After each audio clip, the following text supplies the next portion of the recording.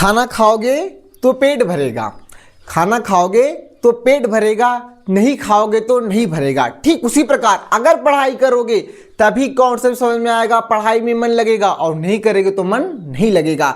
तो नमस्कार, मैं हूं आपका अपना पसंदीदा नीतीश भैया, आपके अपने बेहतरीन यूट्यूब चैनल नीरज क्लासेस पर। तो कैसे हैं आप लोग? आई होप कि आपसे बढ़िया होंगे।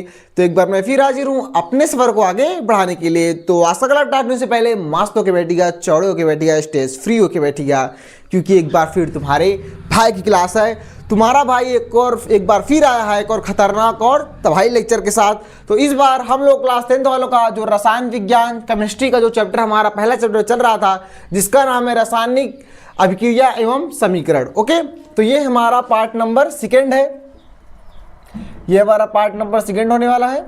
पार्ट 1 में हमने देखा कि रासायनिक अभिक्रिया क्या होती है। सबसे पहले हमने केमिस्ट्री के बेसिक कॉन्सेप्ट को समझा, फिर रासायनिक अभिक्रिया क्या होता है उसे समझा, रासायनिक समीकरण क्या होता है उसे समझा, और आज हम लोग समझेंगे रासायनिक समीकरण को लिखने का सही तरीका क्या है, कि हम लोग कैसे रासायनिक समीकरण को लिखते हैं। और मैंने आपको जो होमवर्क दिया था मॉडर्न पीरियोडिक टेबल, याद किया हो कि नहीं? 20 तक याद हुआ? 30 तक तो बोला था मैं भाई, 20 तक तो याद ही होना चाहिए, वरना कैसे पता कि हाइड्रोजन का सिंबल H होता है, ऑक्सीजन का सिंबल O होता है, नाइट्रोजन का सिंबल N होता है, पोटेशियम का सिंबल K होता है। आपको कैसे समझ पाओगे, आप कैसे रिएक्शन कर पाओगे? लिखने का छोड़ो, आपको समझ भी नहीं आ रहा क्या क्या लिखा जा रहा है और इसके नाम कितने अलग अलग हैं। तो समझो मेरी बात को, पीरियोडिक टेबल इतना महत्वपूर्ण है कि आपको याद करना ही पड़ेगा आपको। ओके, तो चलिए आप परमिशन दे दीजिए, आज का क्लास स्टार्ट करते हैं और आप लोग पीरियोडिक टेबल को याद कर लीजिएगा। तो परमिशन कैसे करिएगा? चैनल पर पहली बार विजिट कर रहे हैं तो वीडियो को लाइक करके चैनल को सब्सक्राइब करिएगा और अपने दोस्तों के पास शेयर कीजिएगा, और उन्हें भी बताइएगा कि नीरेस्ट क्लासेस पर क्लास 10th की पूरी तैयारी होती है और अब तो कंप्यूटर भी चलने वाला है। तो ठीक उसी प्रकार अब हम लोग देखते हैं अपने जो ये हमारा टॉपिक है, रासायनिक समीकरण को लिखने का सही तरीका क्या है, उसका नियम क्या है, रूल क्या है।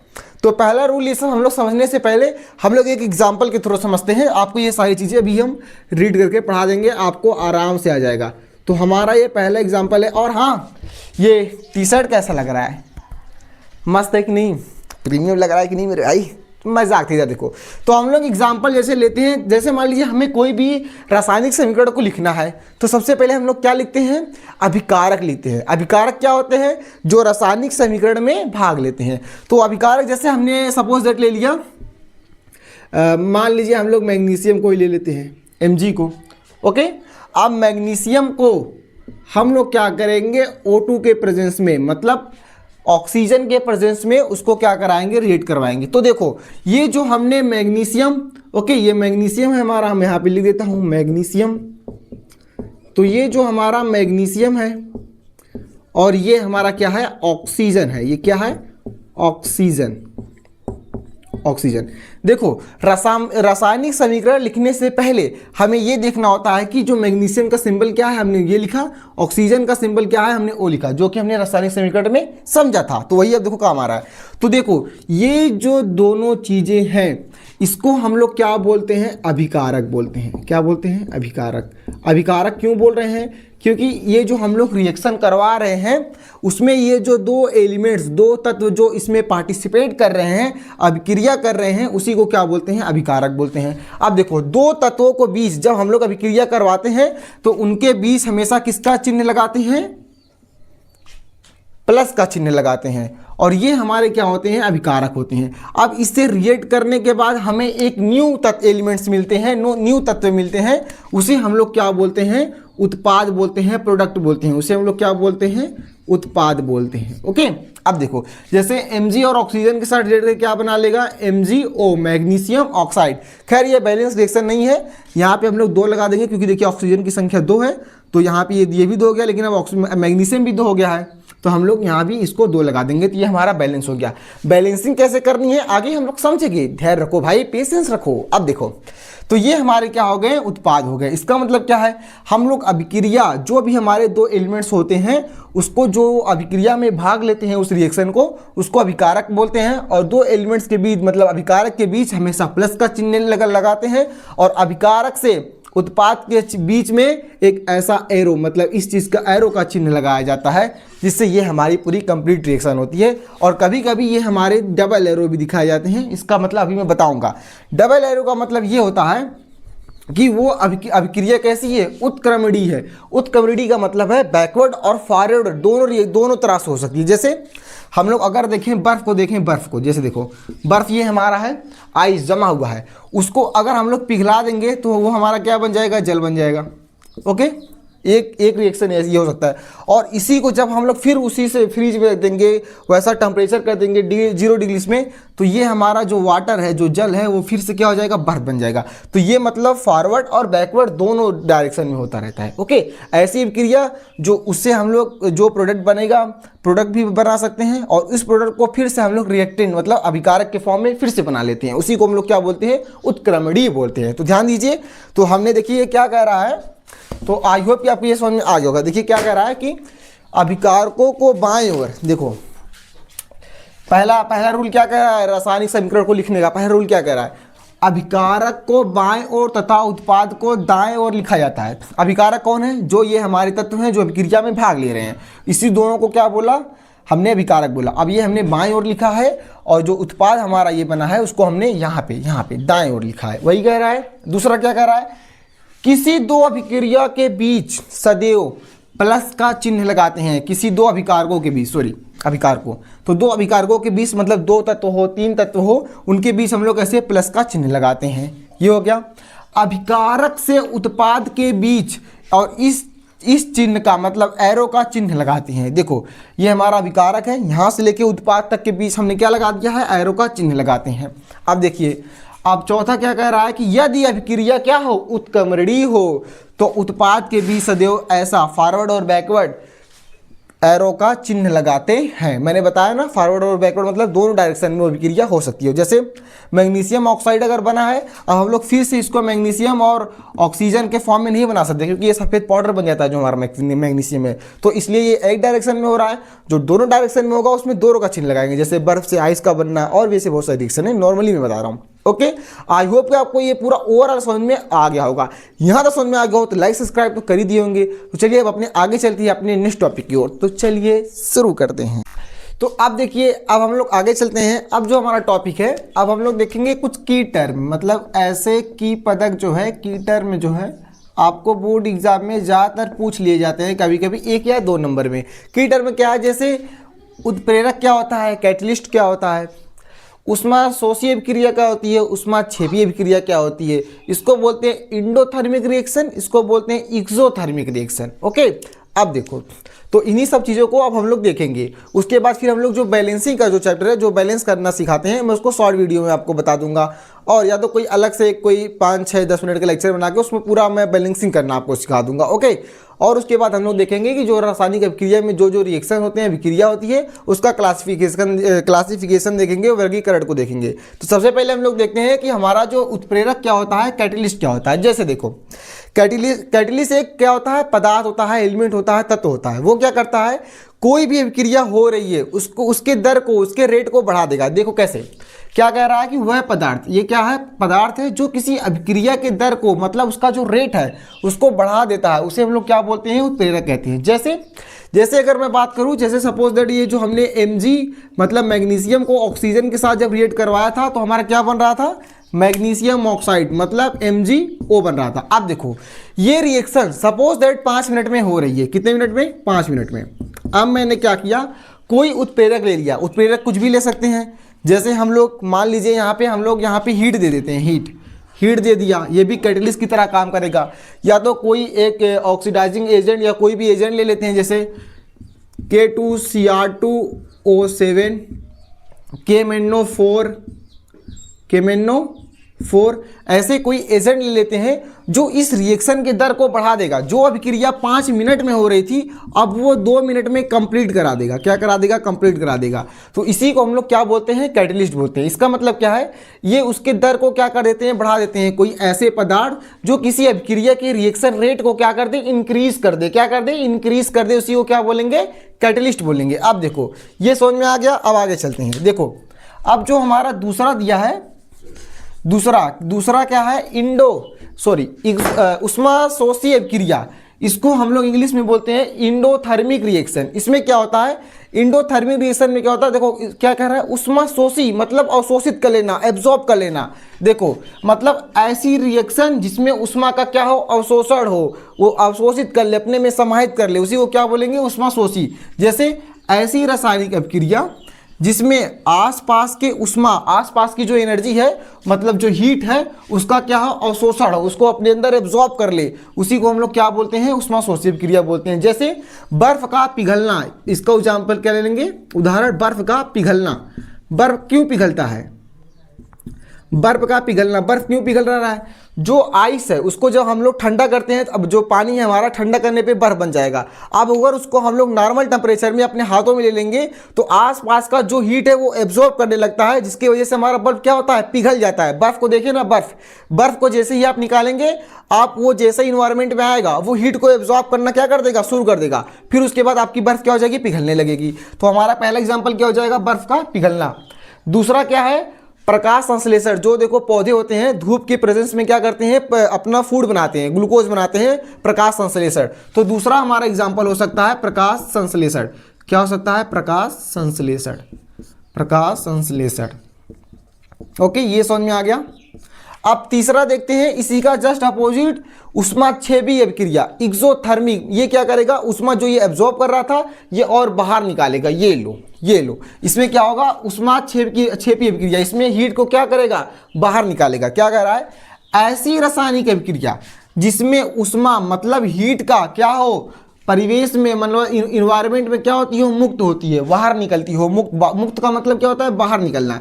क्या होता है, बाहर निकलना, बाहर होता है, उसी को हम लोग क्या बोलते हैं, उष्माक्षेपी अभिक्रिया या एक्सोथर्मिक रिएक्शन। ओके, अब देखिए, तो इसका एग्जांपल हम लोग क्या ले सकते हैं, हम लोग श्वसन करते हैं, श्वसन में क्या होता है, ऑक्सीजन को हम लोग लेते हैं और कार्बन डाइऑक्साइड को छोड़ते हैं। तो श्वसन हमारा हो गया कौन सा, उष्माक्षेपी, मतलब हम लोग अपने ऊर्जा को क्या कर रहे हैं, बाहर निकाल रहे हैं। तो श्वसन एक हमारा इसमें हो जाएगा।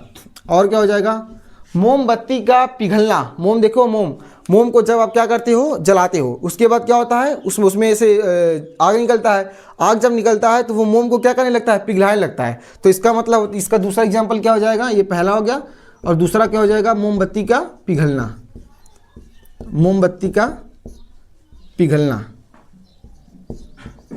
अब देखो, मोमबत्ती का पिघलना। ओके, आई होप आपको ये पूरा ओवरऑल समझ में आ गया। कैटलिस्ट क्या है, एक बार देख लेते हैं। कैटलिस्ट जो अभिक्रिया के रेट को बढ़ा दे, कोई ऐसा पदार्थ, इसके हम लोग चाहे हीट कर दे, कोई ऐसा पदार्थ यहाँ पे लिख दे जो इसके रेट को बढ़ा दे, जो अभिक्रिया 5 मिनट में होनी होगी वो 2 मिनट में कंप्लीट हो जाएगी, उसी को क्या बोलते हैं, कैटलिस्ट या उत्प्रेरक बोलते हैं। इंडोथर्मिक में क्या होता है, इसमें ऊर्जा का क्या होता है, आसपास के हीट को क्या कर लेगा, एब्जॉर्ब कर लेगा। जैसे ही बर्फ का पिघलना, प्रकाश संश्लेषण। ओके, अब देखो, इसी का जस्ट अपोजिट हमारा उष्माक्षेपी है। इसमें क्या होगा, हीट को क्या करेगा, रिलीज करेगा, मुक्त करेगा, बाहर निकाल देगा। जैसे श्वसन करते समय या मोमबत्ती का जलना या पिघलना। ओके, तो आई होप आपको ये पूरा ओवरऑल समझ में आ गया होगा। तो अब हम लोग चलते हैं, जो रासायनिक अभिक्रिया का क्लासिफिकेशन है उसको देखते हैं। तो चलिए शुरू करते हैं।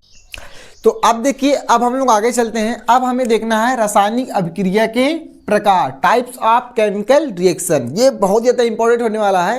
अब आपको बहुत ज़्यादा मजा भी आएगा, बहुत आसान भी है। आसान नहीं होता, आसान बना दिया जाएगा, ध्यान से देखिएगा। रासायनिक अभिक्रिया के प्रकार, टाइप्स ऑफ केमिकल रिएक्शन को देखेंगे। ये 4 टाइप्स में इसका क्लासिफिकेशन किया गया है, वर्गीकरण किया गया है, बांटा गया है। पहला हमारा आता है जिसमें संयोजन अभिक्रिया। पहला हमारा क्या है, संयोजन अभिक्रिया, जिसको हम लोग बोलते हैं कॉम्बिनेशन रिएक्शन। उसके बाद दूसरा हमारा आता है वियोजन अभिक्रिया, जिसको हम लोग बोलते हैं डीकॉम्बिनेशन रिएक्शन। ओके, उसके बाद हमारा आता है विस्थापन अभिक्रिया, जिसको हम लोग बोलते हैं डिस्प्लेसमेंट रिएक्शन। और ये क्या होता है, द्विविस्थापन अभिक्रिया। द्वि मतलब डाई, तो डबल डिस्प्लेसमेंट रिएक्शन। इसमें विस्थापन डिस्प्लेस करेगा, रिमूव करेगा, और उसमें द्विविस्थापन, इसमें मतलब 2 चीज़ों को रिमूव करेगा। तो इसको वर्ड इंग्लिश में बोला गया डबल डिस्प्लेसमेंट रिएक्शन और डबल डिस्प्लेसमेंट रिएक्शन। ओके, तो सबसे पहले हमारा क्या है, संयोजन अभिक्रिया, जिसे हम लोग देखेंगे कॉम्बिनेशन रिएक्शन। उसके बाद डीकॉम्बिनेशन रिएक्शन, डिस्प्लेसमेंट रिएक्शन और डबल डिस्प्लेसमेंट रिएक्शन। खैर, हमें तो हिंदी में लिखना है, तो हम लोग देखेंगे संयोजन अभिक्रिया, वियोजन अभिक्रिया, विस्थापन अभिक्रिया और द्विविस्थापन अभिक्रिया। ओके, तो इन चीज़ों को हमें फुल डिटेल में एनालिसिस करना है। तो सबसे पहला जो हमारा आता है संयोजन अभिक्रिया। तो ध्यान से समझिएगा, संयोजन अभिक्रिया मतलब कॉम्बिनेशन रिएक्शन है क्या। देखो भाई, संयोजन, अच्छा देखो संयोजन में इसमें क्या चीज़ आ रहा है, संयोजन का मतलब होता है संयोग। क्या होता है, संयोग। अब संयोग का मतलब क्या होता है, जुड़ना। क्या होता है, जुड़ना। तो संयोजन अभिक्रिया में क्या होगा, जुड़ेगा। इसका मतलब ऐसे पदार्थ या ऐसे एलिमेंट्स या तत्व जो एक या एक से अधिक तत्व आपस में संयोग करके, जब दो या दो से अधिक तत्व आपस में क्या करके, संयोग करके, संयोग का मतलब जुड़कर एक नया पदार्थ, एक नया एलिमेंट बनाते हैं, उसी को हम लोग क्या बोलेंगे, संयोजन अभिक्रिया बोलेंगे। फिर से देखिए, ऐसे तत्व, ऐसी रासायनिक अभिक्रिया जिसमें दो या दो से अधिक पदार्थ अकेले नहीं कर सकते, दो या दो से अधिक पदार्थ अगर अकेले करेंगे तो उसमें कैटेलिस्ट लगाना पड़ेगा, वो हम लोग देखेंगे वियोजन अभिक्रिया में ना। तो अभी हम लोग देखते हैं संयोजन। संयोजन का मतलब ही होता है संयोग, और संयोग का मतलब होता है जुड़ना। तो ऐसी रासायनिक अभिक्रिया जिसमें दो तत्व आपस में संयोग करके, मतलब जुड़कर एक नया एलिमेंट, एक नया तत्व बनाते हैं, उसी को क्या बोलेंगे, संयोजन अभिक्रिया बोलेंगे। जैसे देखिए क्या कह रहा है, ऐसी रासायनिक अभिक्रिया जिसमें दो या दो से अधिक तत्व या पदार्थ आपस में संयोग करके, अब संयोग का मतलब क्या हो जाएगा यहाँ पे, जुड़ना। क्या हो जाएगा, जुड़ना। जुड़कर एकल एक नए पदार्थ का एकल उत्पाद का क्या करते हैं, निर्माण करते हैं, उसी को हम लोग क्या बोलेंगे, संयोजन अभिक्रिया। इसमें क्या होगा, दो चीज़ें आपस में मिलके एक चीज़ें बनाएंगी, दो चीज़ें आपस में संयोग करके जुड़ के एक नई चीज़ बनाएंगी, उसी को क्या बोलेंगे, संयोजन अभिक्रिया। जैसे एग्जाम्पल हम लोग इसका क्या ले सकते हैं, इसका उदाहरण हमारा क्या हो जाएगा, ध्यान समझिएगा, बहुत आसान है, बहुत मज़ा भी आ रहा होगा अगर पीरियोडिक टेबल याद किए हो तो। अब जैसे हम लोग ले लेते हैं, एक हमारा तत्व है जिसको हम लोग बोलते हैं सोडियम, से उसका सिंबल से रिप्रेजेंट करते हैं, और इसका नाम होता है सोडियम। क्या नाम होता है, सोडियम। इसीलिए बोल रहा था, लिख लो। आप देखो, जब कोई भी रिएक्शन दो तत्वों को आपस में रिएक्ट करवाते हैं, उसमें प्लस का चिन्ह लगाते हैं। सोडियम को अगर हम लोग क्लोरीन के साथ क्या लिखते हैं, क्लोरीन। ओके, क्लोरीन के साथ अगर हम लोग क्या करवा देते हैं, रिएक्ट करवाते हैं, उसके बाद अभिकारक से लेकर उत्पाद तक हम लोग क्या खींचेंगे, एक लंबी सी क्या खींचेंगे, एरो बनाएंगे। तो अब इसमें क्या होगा, ये हमारे दोनों क्या हो गए, अभिकारक हो गए, अब हमारा उत्पाद बनेगा। तो इसमें देखिए हमने क्या ले लिया है, दो एलिमेंट या दो तत्वों को ले लिया है, सोडियम और क्लोरीन। ये आपस में रिएक्ट करके क्या बना लेते हैं, NaCl। रुकिए, रेड कलर से दिखाते हैं हम इसको। तो ये आपस में मिलकर क्या बना लेंगे, NaCl।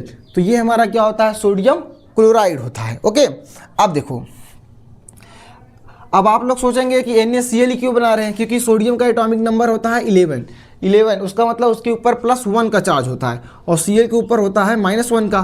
तो एक का चार्ज इसके नीचे भी है, एक का इसके, फिर इसमें तिरछा मारेंगे तो ये हमारा क्या हो जाए, Na 1 आ रहा है ना, तो 1 को हम लोग ऐसे भी लिख सकते हैं, और Cl में 1 आ रहा है तो Cl। ओके, ये आपको आयंस वाले तत्व आपको याद होने चाहिए। मैं आपको एक लेक्चर बना दूंगा कि इसको कैसे हम लोग इसको ऐसे इस मेथड से इसको कैसे हम लोग निकालते हैं, वो हम आपको नेक्स्ट क्लास में या किसी इस क्लास के बाद या इस लेक्चर के बाद हम आपको बता देंगे शॉर्ट वीडियो के थ्रू। ओके, तो ये हमारा क्या हो गया है, NaCl बन गया। तो इसमें क्या हुआ, दो तत्व आपस में रिएक्ट करके क्या बना दिए, एकल उत्पाद बनाए, सोडियम क्लोराइड जो हमारा नमक होता है, एक उत्पाद का निर्माण किए, उसी को हम लोग क्या बोले, संयोजन अभिक्रिया। इसमें हो ही क्या रहा था, इसमें क्या हो रहा था, कुछ नहीं हो रहा था, बस ये देखिए, इसमें हमने यही देखा, हम लोग कोई भी दो तत्व लेंगे, सपोज दैट हमने एक तत्व क्या ले लिया, A ले लिया, और दूसरा तत्व हमने क्या ले लिया, B ले लिया। अब हमको इसको ये जब रिएक्ट करके बनाएंगे, एक उत्पाद बनाएंगे, सपोज दैट हमारा C बन गया। ओके, छोटा सा एग्जांपल लेते हैं, जैसे हमने कार्बन को ले लिया और प्लस क्या ले लिया, ऑक्सीजन को ले लिया, ये आपस में रिएक्ट करके क्या बना देंगे, कार्बन डाइऑक्साइड बना देंगे। ओके, तो ये हमारा क्या हो गया, दो उत्पाद से हमने एक उत्पाद का निर्माण किया, यही हमारा क्या होता है, संयोजन अभिक्रिया होता है। समझ में आया तो लिखिए यस। ओके, आई होप कि आपको यहाँ समझ में आ गया होगा। अब हम लोग आगे चलते हैं वियोजन अभिक्रिया की ओर। तो चलिए शुरू करते हैं।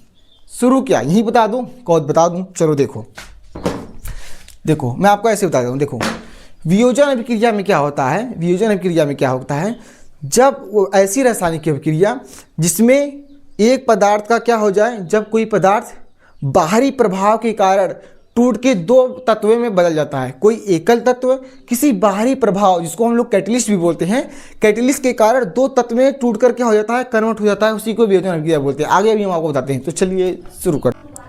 तो आप देखिए, अब हम लोग आगे चलते हैं। अब अभी तक हमने देखा संयोजन क्रिया में क्या हो रहा था, मतलब कॉम्बिनेशन रिएक्शन में कोई एक ए वाला पदार्थ कोई बी वाला पदार्थ आपस में मिलकर सी, या आप लोग ये भी कह सकते हैं ए बी बना रहा था, मतलब एकल उत्पाद का निर्माण कर रहा था।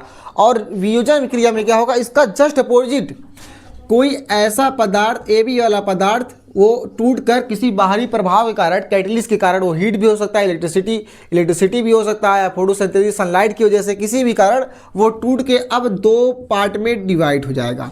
जैसे मान लो तुम दो दोस्त थे ना, दो दोस्त थे, अब उन दोनों दोस्तों में किसी के कारण, समझ रहे हो ना, किसी बाहरी प्रभाव के कारण, कोई भी हो सकता है, कोई और दूसरा दोस्त या गर्ल में या किसी और में, उसके कारण तुम लोगों में झगड़ा करवा के तुम दोनों को अलग कर दे, उसी को क्या बोलते हैं, वियोजन अभिक्रिया बोलते हैं। ओके, समझ में आ गया। देखो क्या कह रहा है कि ऐसे पदार्थ जब किसी बाहरी प्रभाव के कारण टूटकर दो या दो से अधिक पदार्थों का क्या कर लेते हैं, निर्माण कर लेते हैं, उसी को हम लोग क्या बोलते हैं, वियोजन अभिक्रिया बोलते हैं। और इसके 3 पार्ट में इसको क्लासिफाइड किया गया है, वर्गीकरण किया गया है। मैं आपको अगली वाली क्लास में बता देता हूँ, आज बस सिर्फ इतना ही देखेंगे। ओके, तो मतलब इसमें क्या हो रहा था, सपोज दैट तुम और तुम्हारे दोस्त, मतलब ए बी, कोई एक ऐसा कंपाउंड, कोई ऐसा पदार्थ था, वो किसी बाहरी प्रभाव के कारण टूटकर वो अलग अलग पार्ट में वो क्या हो जा रहे थे, दो पदार्थ का निर्माण कर ले रहे थे। और वो किसके कारण हो रहा था, जो मैंने आपको कैटलिस्ट अभी को बताया था, वो कैटलिस्ट जैसे मान लीजिए आपने हीट दे दिया हो, ठीक है, यहाँ पे हीट हो सकता है, या फिर सनलाइट की वजह से, ओके, सनलाइट की वजह से, या फिर ऐसा हो सकता है कि इलेक्ट्रिसिटी की वजह से, इलेक्ट्रिसिटी, ओके, कोई भी चीज़, मतलब चाहे उष्मा के कारण, चाहे सूर्य के प्रकाश के कारण, चाहे विद्युत करंट की वजह से, इलेक्ट्रिसिटी देने से आपको क्या कर दिया जाए, उस पदार्थ को तोड़ के क्या कर दिया जाए, अलग कर दिया जाए, तो मतलब दो पार्ट में कन्वर्ट कर दिया जाए, उसी को हम लोग क्या बोलेंगे, वियोजन क्रिया। मतलब ऐसा पदार्थ जब किसी बाहरी प्रभाव के कारण टूटकर दो पदार्थों में क्या हो जाए, कन्वर्ट हो जाए, उसी को क्या बोलेंगे, वियोजन क्रिया। एग्जाम्पल के तौर पे आप लोग इसका याद कर सकते हैं, और ये तो किसी दूसरे वाले टाइप में है, हीट के कारण होता है वो। जैसे कैल्शियम कार्बोनेट का आपने नाम सुना होगा, CaCO3। देखो जब CaCO3 को हम लोग ना हीट देते हैं, ओके, उष्मा जब इसमें देते हैं, जब उष्मा देते हैं ना, तो ये calcium carbonate plus carbon dioxide में कन्वर्ट हो जाता है। कैसे हो रहा है ये ध्यान से देखिएगा। देखिए ये हमारा क्या है, कैल्शियम है। कैल्शियम क्या कर सकता है, ऑक्सीजन के साथ रिएक्ट करके कैल्शियम ऑक्साइड क्या कर लेता है, बना लेता है। तो देखो यहाँ पे कितने कार्बन है, ऑक्सीजन की संख्या क्या है, 3। तो एक कार्बन रिमूव होके ऑक्सीजन के कैल्शियम के पास चला गया, तो ये क्या बना लेगा, CaO बना लेगा, मतलब कैल्शियम ऑक्साइड बना लेगा।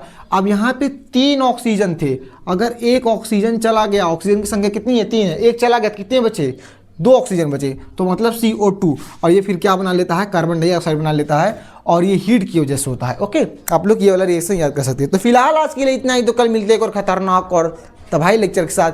तब तक के लिए अपना ख्याल रखिएगा, और कल के लिए मस्त होकर बैठिएगा, चौड़े होकर बैठिएगा, स्ट्रेस फ्री होकर बैठिएगा। तुम्हारा भाई एक बार कल फिर आएगा एक और खतरनाक और बेहतरीन क्लास के साथ, जहाँ पे हम लोग देखेंगे जो वियोजन अभिक्रिया है उसको 3 पार्ट, कौन कौन से पार्ट में उसको क्लासिफाइड किया गया है। ओके, तो फिलहाल लाइट भी कर चुकी है, तो वीडियो को लाइक कर दीजिएगा, चैनल पे नहीं होते चैनल को सब्सक्राइब कर दीजिएगा, अपने दोस्तों के बाद भी शेयर कीजिएगा, उन्हें बताइएगा कि हम लोग अप्रैल से ही अपनी पढ़ाई को शुरू कैसे करके 95% बोर्ड एग्जाम में प्राप्त कर सकते हैं। उसके लिए हमें धीरे धीरे ही कदम, एक स्टेप को आगे बढ़ाते हुए, एक छोटे छोटे टॉपिक को पढ़ते पढ़ते हम लोग ये पूरा चैप्टर कवर कर ले जाएंगे। और जिसमें बस मिलते हैं एक और खतरनाक और बेहतरीन क्लास के बाद। तब तक के लिए अपना ख्याल रखिएगा। थैंक यू, धन्यवाद, सी यू सून।